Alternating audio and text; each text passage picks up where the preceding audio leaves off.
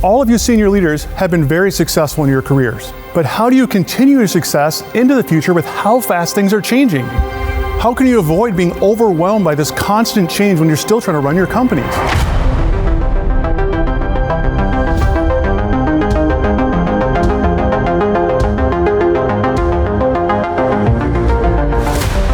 As leaders, I bet there's a whole lot of people and problems that are constantly demanding your attention. It can be very difficult to take a step back and take a look at the edges, at the emerging technologies and trends that are not currently demanding our attention, but they're giving us a preview of what's going to be important later.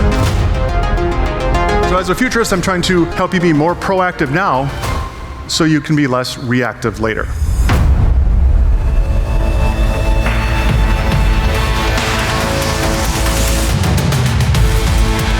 AI is transforming our lives and careers.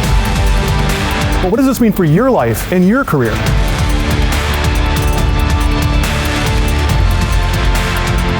I'm not here to predict the future.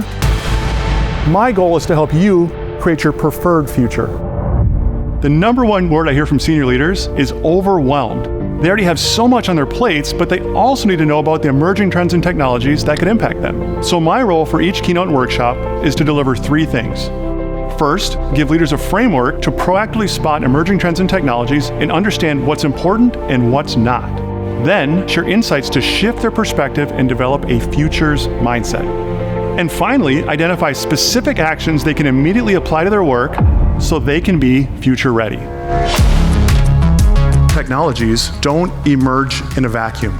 They mix and remix and converge and accelerate each other up. So if you're paying attention to one technology, you need to think about what else could influence this technology to actually make it get to market a lot faster. For example, obviously cell phones have transformed our lives and careers, completely reshaped how we do business, how we communicate, but that technology took decades to move from the edges to the mainstream. But how fast are these things advancing now? Accelerometers and touchscreens and batteries, all these individual components get cheaper, more available, more affordable, just because of the advancements in cell phones. It's very easy to judge a technology by its current limitations, not by its future possibilities. But that can really help us see things a lot more clearly when we think about what could this turn into now, what is it limited by right now? Holding on to old information and old ways of doing things that no longer apply can prevent you from seeing new possibilities. And the longer you've been successful, it's likely the more unlearning you're going to have to do. A very important question to ask yourselves and your teams is this action an optimization or a true innovation?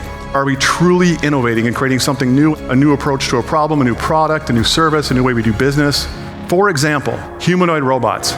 It's again an example of convergence. Now we have these super smart AIs. You put the AI as the brain for these robots, and if you can start filling all these supply chain jobs with these robots that can work 7 days a week, how could that impact pricing, availability, supply chain resilience? This could have massive implications in the supply chain. Learn, unlearn, relearn. It's so critical as the world keeps changing and keep recognizing what knowledge serves us and what knowledge holds us back. How can we see what we're not seeing? Conduct a pre-mortem. Now this is an example of a foresight tool called episodic futures thinking.